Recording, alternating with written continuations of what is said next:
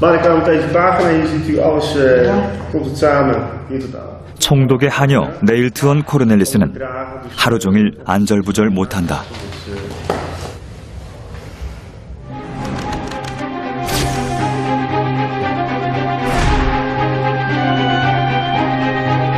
대상인 얀 포프는 한참을 생각에 잠겨 있더니 큰 결심을 한 듯하다.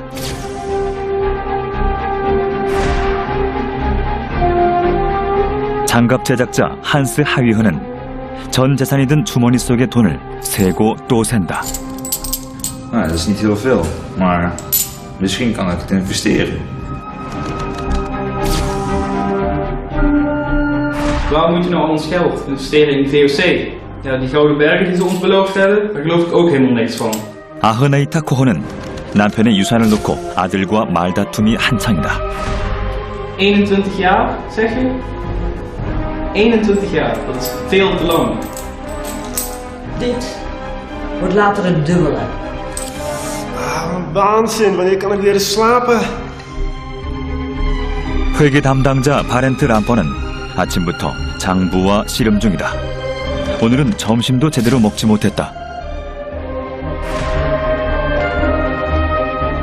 공증인 얀 프란츠 브라우닝은 일과가 끝나자마자 서류를 급하게 챙기기 시작한다.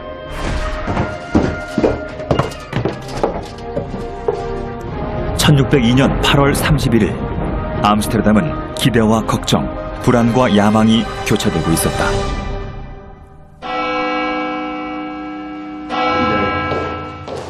그날은 동인도 회사의 첫 주식 거래 마지막 날이었다. 밤 12시까지 투자금 기록을 끝내야 했다. 총독과 입회인들이 감독 중이었고 공증인의 마무리 선언만을 남겨두고 있을 때였다. 갑작스런 노크 소리에 모두 놀랐다.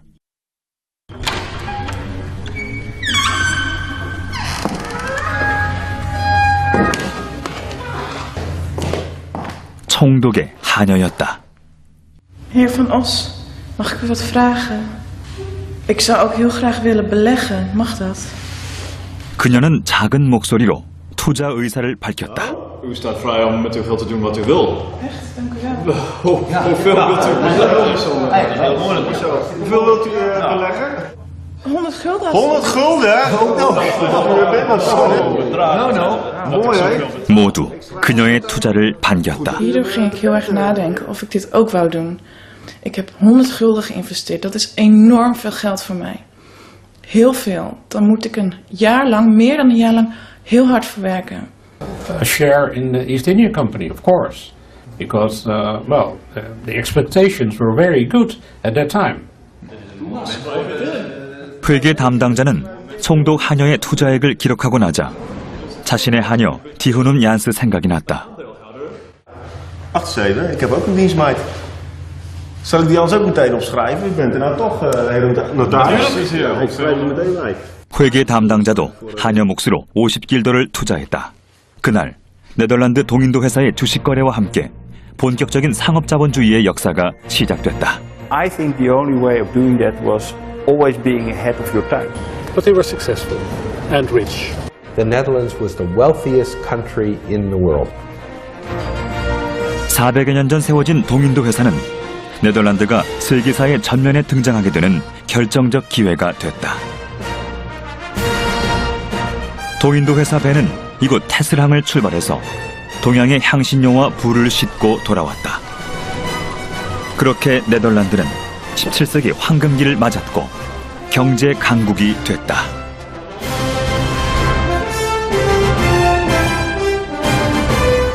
그러나 그때는 아무도 몰랐다. 군사나 정치가 아닌 경제로 강대국이 되는 시대가 열릴 줄은, 그리고 자신들이 그 주인공이 되리란 사실을.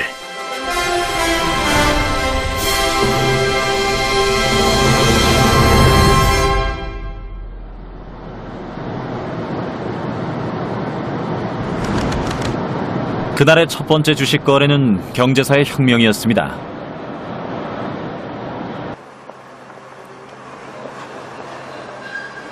나는 작가로서, 학자로서 그날의 기록을 직접 확인하고 싶었습니다.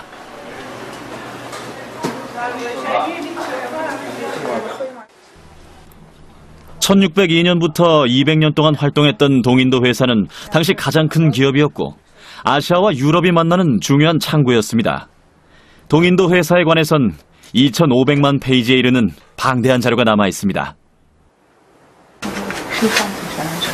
Tillen jullie er Ja, een sterke man. sterke kerels er Die het eruit halen. niet te tillen? Ja, nou, dat is dan nog een stukje achter me. 동인도 회사 암스테르담 지부의 주식 투자 내용을 기록한 바렌트 람포의 회계장부를 찾아냈습니다. I'd never seen the original document before. It's really valuable. The historic value of this document is unbelievable. So I'm really excited to see it for the first time. 총 6개 지부로 구성된 동인도 회사는 수천 명의 투자자로부터 650만 길더를 모집했습니다. 1250억 원 정도 되는 금액이죠. 장부 마지막 장엔 정말 회계 담당자의 하녀 디흐눔 얀스의 이름이 있습니다.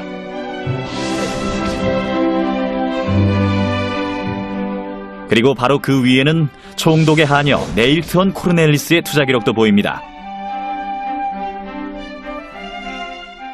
That's 200 days of work for her. It's almost a yearly salary, right?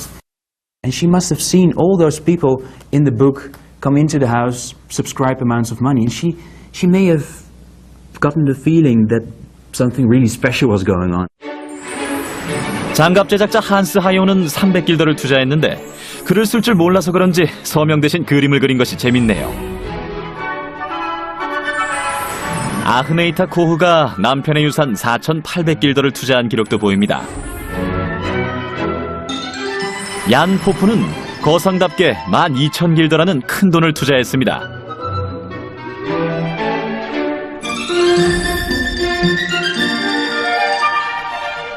얀 포프는 독일 이민자로 청어 일꾼으로 시작해 암스테르담 최고의 거상이 된 신화적 인물입니다. 그의 아들은 후에 암스테르담 시장이 됐습니다. 네덜란드는 망일꾼이 거상이 되고 그의 아들이 시장이 될 수 있는 그런 나라였습니다.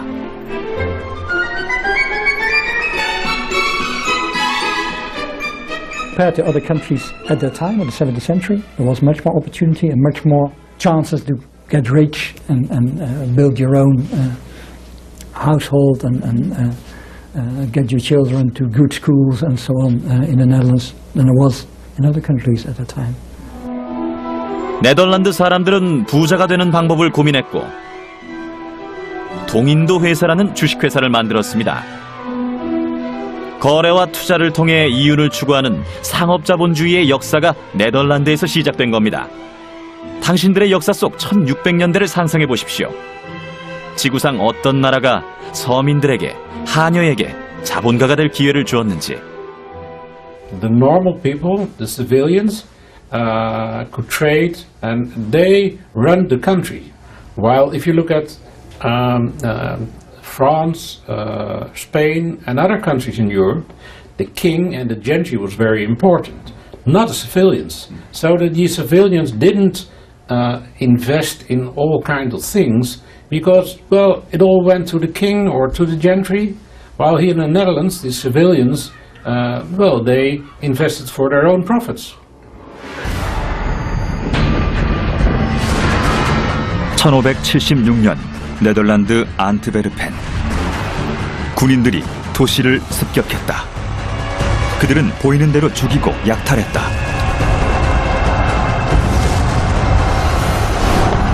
시민들이 맞서 싸웠지만 총과 대포를 앞세운 군인들에겐 역부족이었다.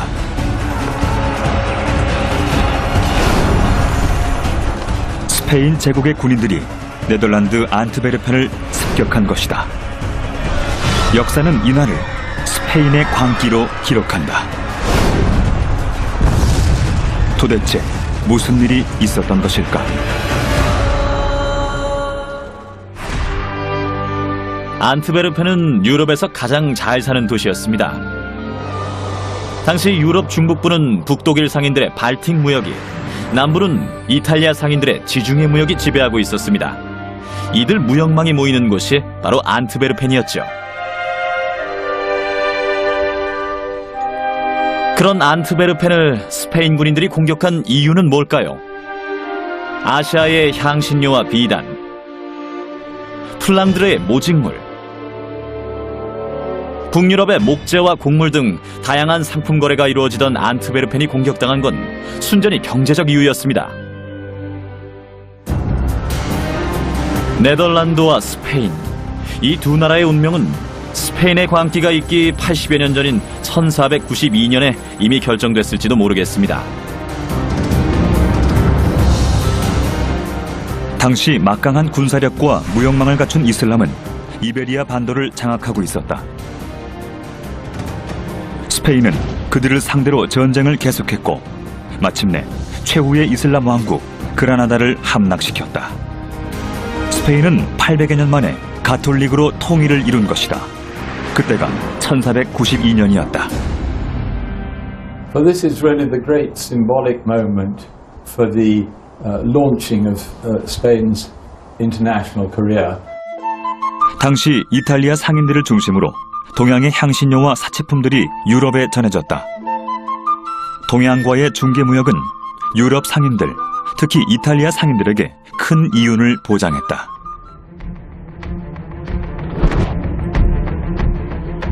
그런데 동서양을 잇는 무역의 중심지인 콘스탄티노플이 오스만 제국에 의해 함락된 것이다.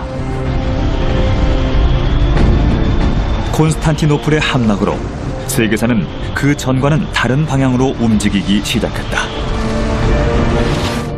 콘스탄티노플의 함락은 유럽인들에게 엄청난 충격이었습니다. 종교적으로는 기독교 성지가 이슬람의 손에 넘어갔다는 것이 충격이었고요. 경제적으로는 아시아로부터 들어오는 수입품들의 가격이 폭등할 것이라는 우려가 생겼죠. 아시아에 이르는 새 항로를 개척하겠다는 생각은 여기에서 출발한 것인데요. 특히 대서양에 접한 이베리아 반도의 국가들이 이 사업에 적극적이었습니다. 포르투갈이 제일 먼저 희망봉을 돌아 인도로 가는 항로 개척에 나섰다.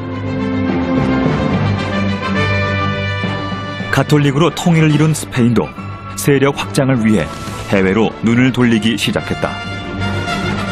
1492년 스페인이 후원하는 콜럼버스가 유럽에서 아시아로 가는 길목에 위치한 아메리카 대륙을 발견했다.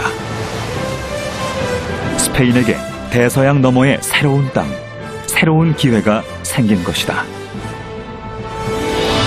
Las posibilidades de ganancia hizo que muchas familias se fueran allí y que formaran y que mandaran y que desde allí como buenos inmigrantes, digamos, pues mandaran su dinero, mandaran a buscar a sus hijos y a sus parientes. 스페인은 신대륙의 풍부한 금과 은을 약탈했다. 그리고 원주민들의 노동력을 이용해서 농장을 경영하는 데 집중했다.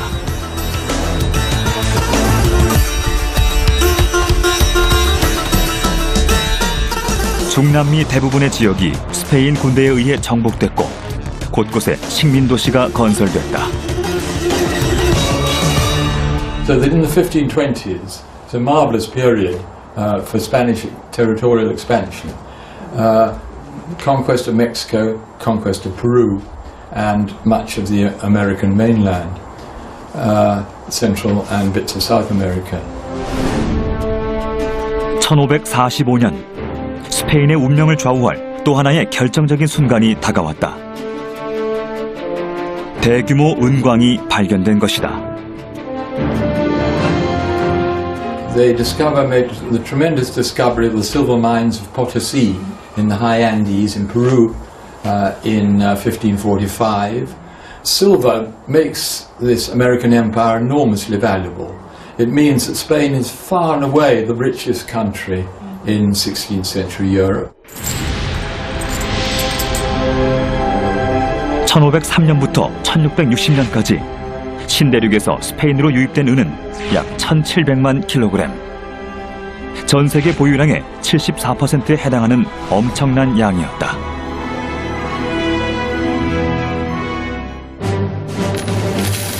신대륙에서 들어온 막대한 은으로 무장한 스페인은 유럽은 물론 아메리카 전역에 이르기까지 광대한 영토를 거침없이 차지해 나갔다. 그야말로 해가 지지 않는 제국이 된 것이다.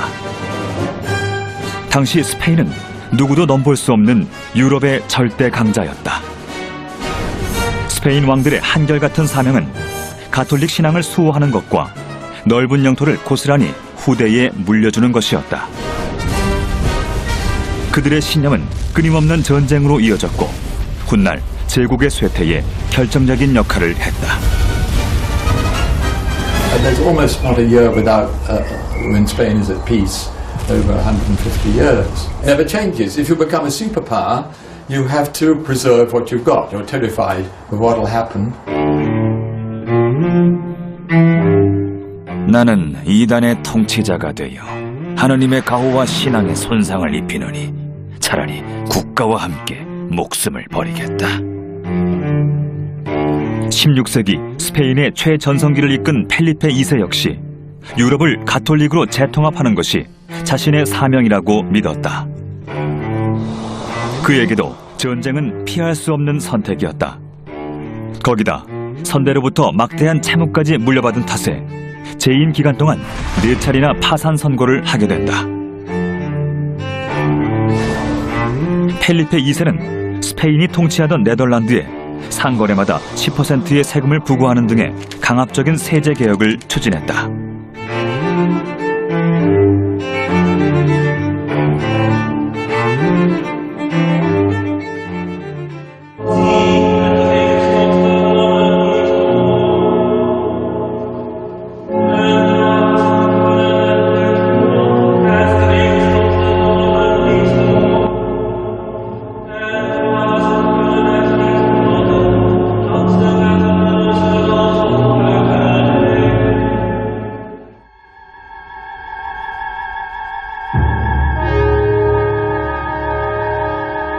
네덜란드 사람들은 가톨릭 교회의 성상을 파괴하며 스페인에 맞섰습니다. 모든 상거래에 높은 세금을 부과한다는 것은 자유로운 무역 활동을 막고 이윤을 떨어뜨리는 일이기 때문입니다. 상업이 주요 산업인 우리 네덜란드로서는 도저히 받아들일 수 없는 일이었죠.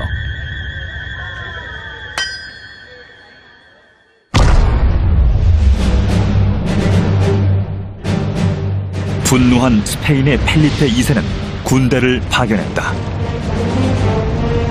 1567년 1만 명의 스페인 군대가 네덜란드로 진군했다.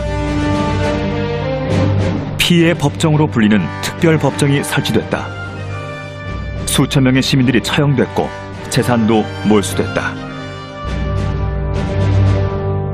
They did not want central government. Yeah, they wanted to remain. Of course, a prince was okay, but the prince had, let's say, not to meddle too much with the business of the, let's say, of the many cities in this part of Europe. And that's not what Philip wanted. Philip wanted more taxes and without giving back, let's say, autonomy to the city. And that had been up until that time.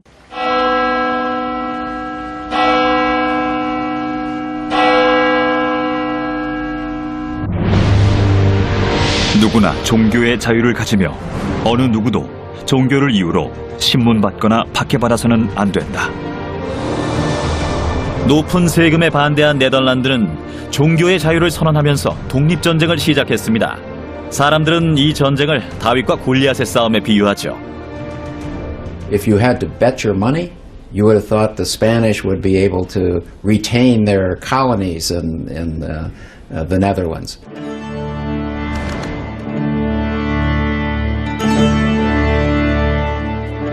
스페인 사람들은 신대륙에서 들어오는 막대한 은을 주체하지 못했다. 스페인 사람들에게 은은 축복인 동시에 재앙이기도 했다.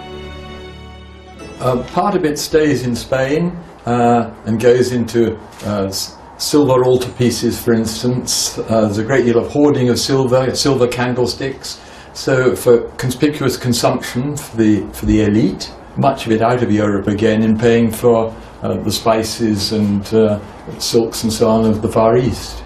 신대륙에 은이 들어오게 되면서부터 스페인의 물가가 상승을 하였는데 약 100년 동안 3배 가까이 물가가 상승하는 결과가 나타났습니다.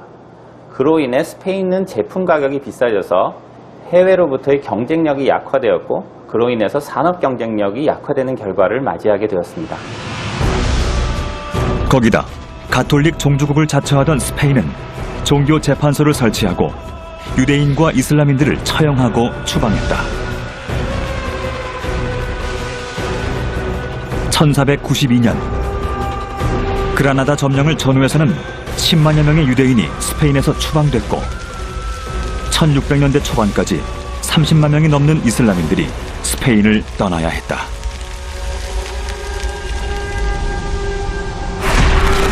그들 중엔 상공인들이 다수 포함돼 있었다. But Spain didn't have no manufacturing sector by this point. So to satisfy that consumer demand, they either had to turn to French production or to British production. So again, there was no, because in a sense, Spain had deindustrialized in the late 16th and 17th century.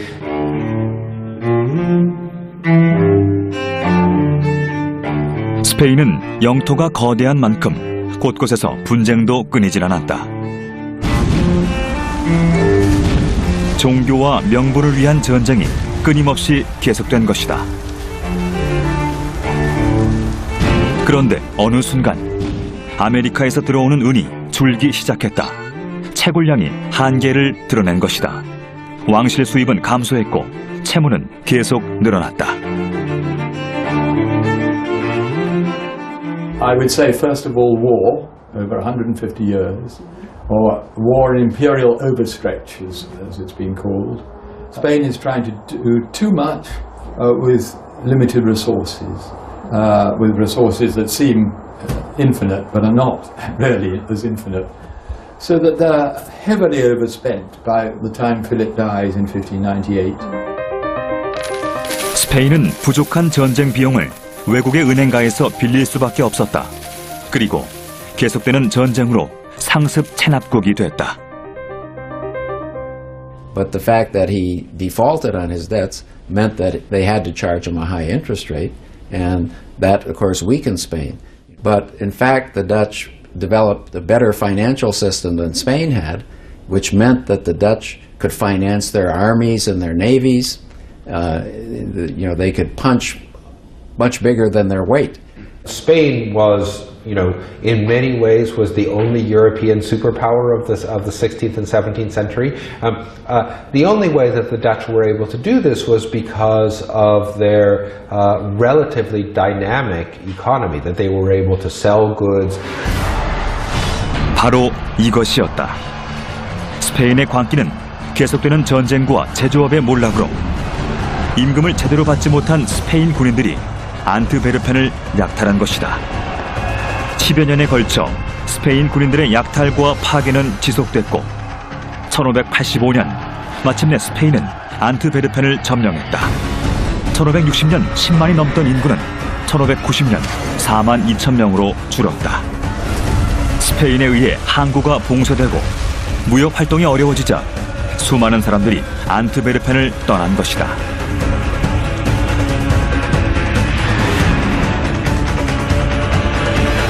스페인의 광기를 피해 안트베르펜을 탈출한 사람들이 향한 곳은 북쪽의 암스테르담이었다.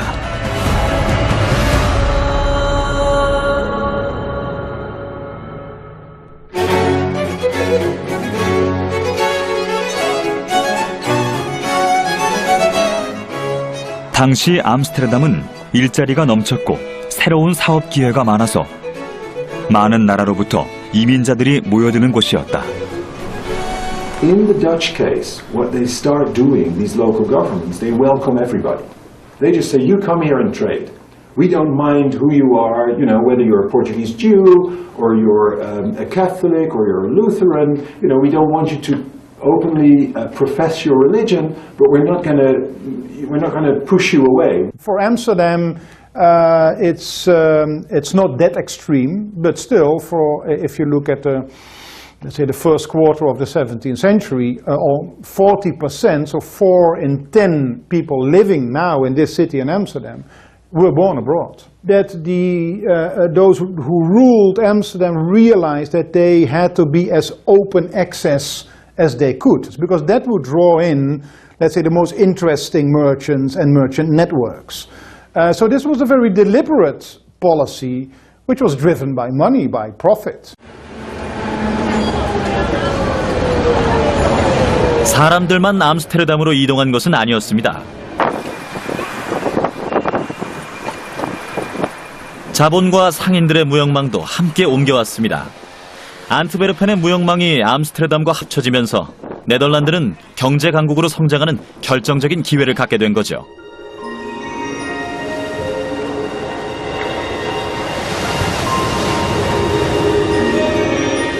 당시 암스테르담에서 활동하던 대표적인 발틱 상인 얀 얀센 코르버를 만나보기로 했습니다.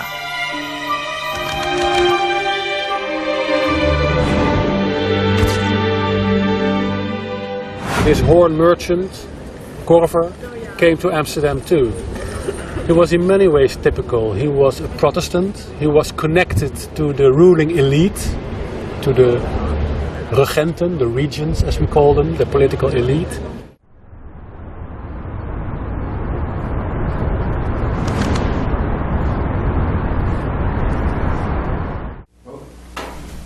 코르버의 무역 경로부터 확인해 보기로 했습니다.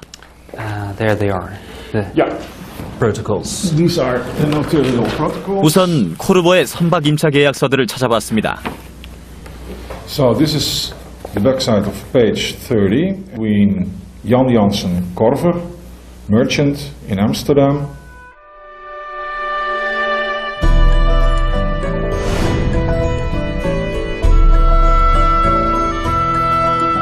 코르버의 선박 임차 계약서는 270여 건 정도 남아 있었습니다.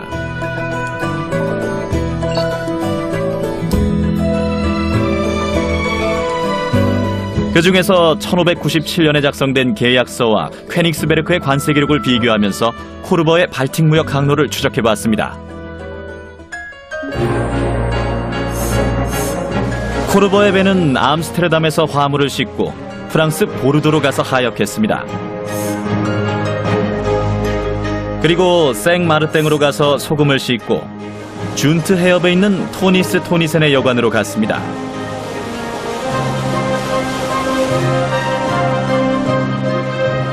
그곳에서 코르버 메시지를 확인하고 퀘닉스베르크로 가서 소금을 내리고 현지 상품을 실은 후 다시 보르도로 가서 하역했습니다. 그리고 보르도산 포도주를 싣고 최종적으로는 암스테르담으로 귀환했습니다.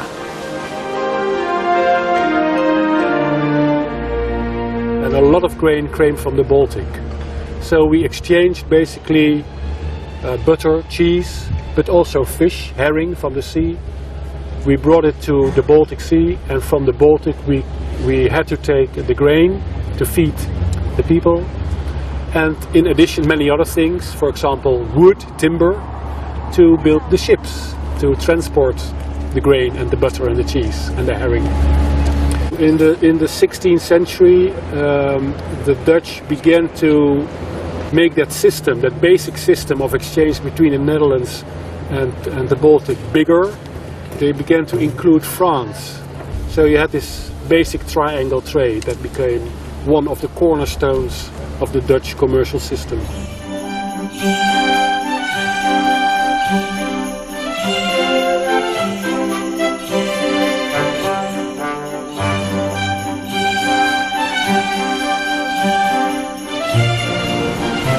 네덜란드 사람들의 상업 유전자를 엿볼 수 있는 곳은 실핏줄처럼 연결된 운하 주변의 이 집들입니다. 당시 이곳은 상인들의 대저택이었습니다.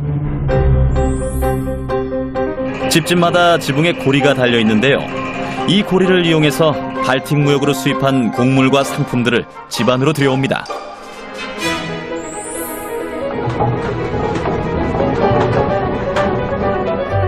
그리고 집안 창고에 보관했다가 가격이 오르면 내다 팔았습니다. 최대한 이윤을 확보하기 위해서였죠.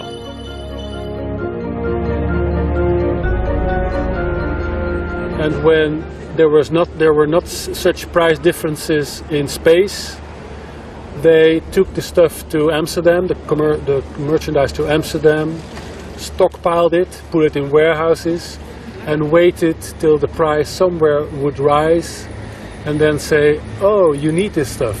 We'll come to you and sell it. Are you hungry? We shall feed you." But they were successful and rich. 당시 암스테르담은 유럽의 경제 수도였습니다. 인력과 자본, 상품이 모이면서 자연스럽게 정보의 중심지가 된 겁니다. 암스테르담에 있으면 유럽은 물론 전 세계 시장의 흐름을 알 수 있을 정도였습니다. One of these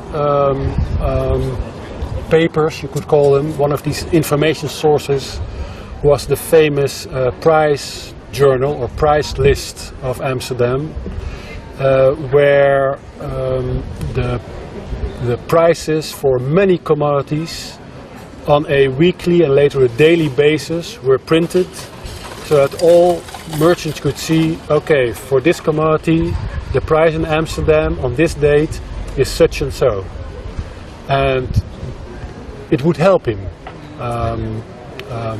by making his business decisions, of course. Goedemorgen. Hallo. 16세기 유럽에서 가장 이윤이 많은 사업은 동양의 향신료 중개무역이었습니다. 당시 동양으로 향하는 항로는 포르투갈이 독점하고 있었습니다. 포르투갈이 수입한 향신료는 안트베르펜에서 유럽 각지로 재분배됐죠. 그런데 안트베르펜의 몰락으로 모든 상황이 변했습니다. The Dutch were in a war with Spain, and Spain and Portugal were together. They were excluded from their trade. A lot of rich merchants, Protestant merchants from Antwerp, flee to Amsterdam. Those rich merchants had the knowledge, they had the money, and they had the network already in spice trade. 우리 네덜란드는 직접 장거리 무역에 도전하기로 했습니다. 성공은 고사하고 살아서 돌아오리란 보장도 없었지만 위험이 클수록 이윤도 크다는 걸 알고 있었던 거죠. It was sailing into the unknown, and but for a lot of people, it was also sailing into your fortune. They were at least hoping for a lot of money. 1595년 3,400톤급 배 3척과 50톤급의 요트 한 척에 240명이 출발했습니다.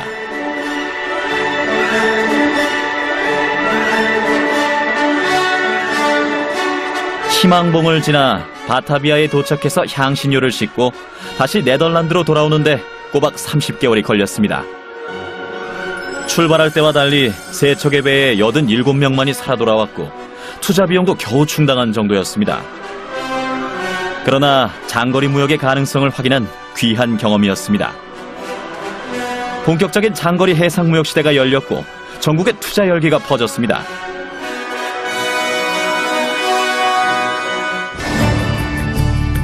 경쟁이 치열해지자 나라 전체의 이윤은 줄었습니다. 그러자 네덜란드 전국의회는 선단들을 통합해 하나의 회사를 만들기로 했습니다.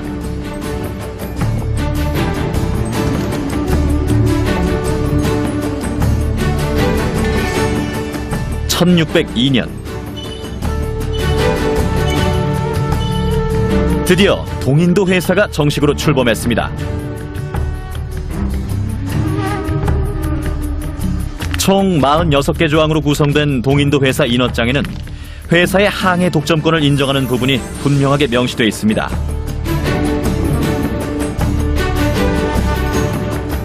그리고 동인도 회사가 국가를 대신해서 아시아에서 주장하게 될 권리도 공식적으로 인정하고 있습니다.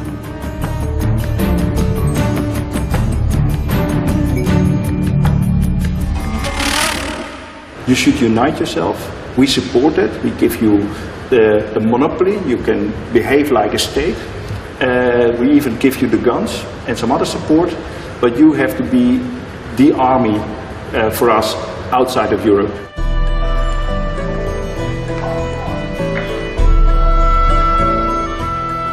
동인도 회사는 평범한 무역회사가 아니었습니다. 네덜란드 국민들을 대표하는 의회가 만든 기업으로 외국에선 네덜란드 그 자체였습니다. 동양으로 가는 장거리 무역은 유럽 내 다른 무역에 비해서 이윤이 큰 만큼 초기 자본도 더 많이 필요했습니다. 당시 규모가 큰 사업은 여러 사람이 동업 형태로 참여하는 경우가 많았습니다. 이탈리아 상인들로부터 시작된 콤파니아가 대표적인데 오늘날로 치면 합자 회사에 해당합니다. 중세 이탈리아의 콤파니아는 여러 사람들이 가지고 있는 자원을 모으는 하나의 방식이었습니다. 돈을 가지고 있는 사람은 돈을 투자하고 능력을 가지고 있는 사람은 능력을 투자함으로써 새로운 사업을 하는 방식으로 활용이 되었는데 이것이 중세 이탈리아의 해상무역의 매우 중요한 기반이 되었습니다. They allowed a lot of people a part of the game. So they said, okay, you can participate. But they could just pull a lot of strings and have a lot of small amounts of capital. That was the first clever thing they did. 네덜란드에서는 누구나 동인도 회사에 투자할 수 있었습니다. 그래서 총독의 하녀도 투자자가 될 수 있었던 겁니다. 장갑 제작자 한스 하이온도 자신의 가게에서 번 돈을 투자했고 청어 일꾼으로 시작해 대상인이 된 얀 포푼도 동인도 회사의 대주주가 됐습니다. 그리고 스페인의 광기를 피해 안트베르펜에서 온 수많은 상인들도 기꺼이 동참했습니다. 그렇게 주식회사가 만들어진 겁니다. Well, trading stocks is very important for our capitalist society. Because if you want to start a large company and if you want to invest for a long term, you need a lot of money. And normal people don't have that money to invest.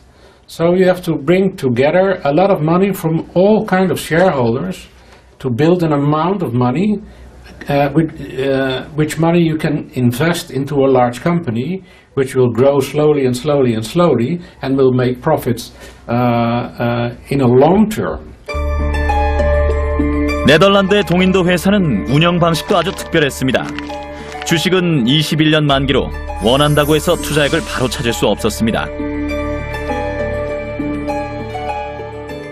The companies that went before were usually companies that were made up for one voyage to the East Indies or maybe two, and then the money was divided and it was split up and they had to start all over again. People were used to a short-term investment. They invested their capital for one journey of a ship, for example, of a year or 2 years, but not for 20 years. So it was very exceptional to invest your capital for a term of 20 or 21 years. 유럽의 평균 수명이 30대에 머물던 시절 21년 동안 투자금을 찾을 수 없다는 건 무리한 조건이었습니다. Deze participatie van over te doen en over te dragen aan deze heer. Dat is mij. 그래서 동인도 회사는 회계 담당자를 통해서 주식을 사고 팔 수 있도록 했습니다. After 1 month, you couldn't buy stock shares in the East India Company. The emission was closed. So then people start selling their stock to other people. And a lot of people want to sell these stocks. So the price of the stock was rising immediately after 1602. Wat was die naam ook alweer? 첫 번째 주식 거래자는 바지선을 운영하는 집안의 얀 알러츠 톳 론덴이었습니다. 3,000 guilders. So Jan Arnold tot Londen must have made a profit on these 2 share transfers. We don't know the exact amount of his profit, but I estimated that it could be anywhere between 100 and 200 guilders, which was a large amount of money back then. So Jan Arnold, he must have been a very happy man. 투자자들 간의 거래가 가능했기 때문에 주식 소유주는 바뀌어도 동인도 회사의 전체 자본은 그대로 유지됐습니다. 그리고 그 자본으로 회사는 계속 운영될 수 있었습니다. 혹시 배가 침몰하거나 거래상의 손해를 보더라도 투자자들은 그 모든 것을 책임지지 않아도 됩니다. 이윤배당이 투자액에 비례하는 것처럼 책임도 투자액만큼만 감당하면 됐습니다.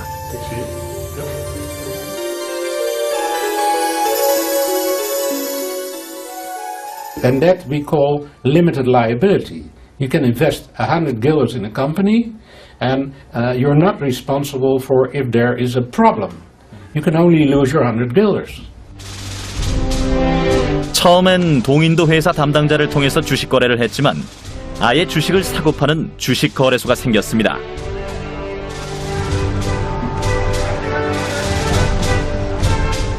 상거래와 금융거래만으로 큰 이윤을 기대할 수 있는 상업자본주의 시대가 열린 겁니다. 바로 네덜란드에서.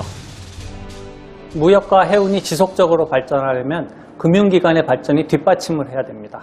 네덜란드에서는 주식거래소가 나타나서 세계 각국으로부터 들어오는 상품과 기업에 대한 정보가 공유되고 그걸 바탕으로 거래가 이루어졌습니다. 또 시간이 지나면서는 금융상품뿐만 아니라 파생금융상품까지도 들어오게 되죠. 이런 방식으로 해서 상업자본주의는 탄탄한 기반을 마련하게 됩니다. And these stock markets spread all over the world because you have Wall Street in America, you have the stock market of Frankfurt, from Paris, from London. 네덜란드 동인도 회사는 영국의 동인도 회사와 운영 방법 자체가 달랐습니다. 영국 동인도 회사는 1회 항해 후에 이윤과 원금을 바로 분배하고 해산했습니다. 한 차례 이윤이 발생될 뿐 자본이 축적될 수 없는 구조였죠. 그런데 네덜란드 동인도 회사는 원금과 이윤을 분배하지 않고 다음 항해에 자본으로 투자했습니다. 항해를 계속할수록 자본 규모는 그만큼 커지는 거죠. East Indian Company became actually small companies. They just sent ships to collect their cargo and come back and sell it. Although in name the English were a company, they still operated like independent ships sailing to Asia and coming back. Wealth and to prestige, they stayed in trade and they made profits on profits and they invested their profits again in trade. 동인도 회사가 출범하고 전 세계에서 상품과 자본이 쏟아져 들어왔다. 당시 유럽을 항해하는 3천여 척의 선박 가운데 절반 이상이 네덜란드 선박이었을 정도다. 1700년 네덜란드의 1인당 GDP, 국내 총생산은 유럽에서 선두였다. 당시 유럽 잘 사는 나라들의 1인당 국내 총생산이 비슷비슷한 가운데 네덜란드는 단연 독보적이었다. 역사적으로 합자회사나 주식회사가 네덜란드에서 처음 시도된 것은 아닙니다. 그러나 주식회사가 대표적인 기업에 적용이 되고 개별 기업을 넘어 주식시장에서 거래가 된 것은 네덜란드가 처음입니다. 또 소수의 사람이 아니라 다수의 국민들이 투자에 참여할 수 있게 된 것도 네덜란드에서였습니다. 그래서 유한 책임 제도를 도입하고 투자가 개방됐다는 측면에서 이러한 제도적 혁신을 이룬 네덜란드는 앙트르프르너의 국가라고 볼 수가 있습니다. 스페인이라는 거대 제국을 상대로 한 독립전쟁은 분명 우리 네덜란드에겐 시련이었습니다. 그러나 우리는 전쟁 중에 동인도 회사라는 유한 책임 주식회사를 만들었고 역사상 처음으로 상업자본주의를 완성했습니다. 그리고 마침내 스페인으로부터 독립을 쟁취했습니다.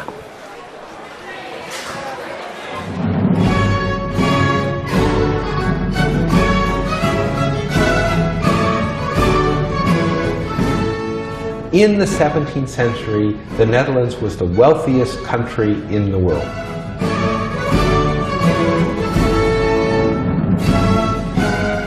Almost all goods throughout Europe, and indeed goods coming from East Asia into Europe, were carried on Dutch ships. It was an incredibly dynamic. You know, the economic historians who have written on the Dutch miracle are very persuasive about how economically dynamic it was. 네덜란드 사람들은 척박한 환경을 감수하고 바다를 메워 땅을 만들었습니다. 아무도 가지 않은 길을 개척하기 위해 기꺼이 항해에 나섰고 유한 책임 주식회사 동인도 회사를 통해서 경제사의 새로운 장을 열었습니다. 나는 역사 속에 이름도 나와 있지 않는 이들 한 사람 한 사람이 네덜란드를 만든 앙트레프레너라고 생각합니다. 17세기 이들이 있어서 네덜란드는 황금기를 맞았고 경제 강국이 됐습니다.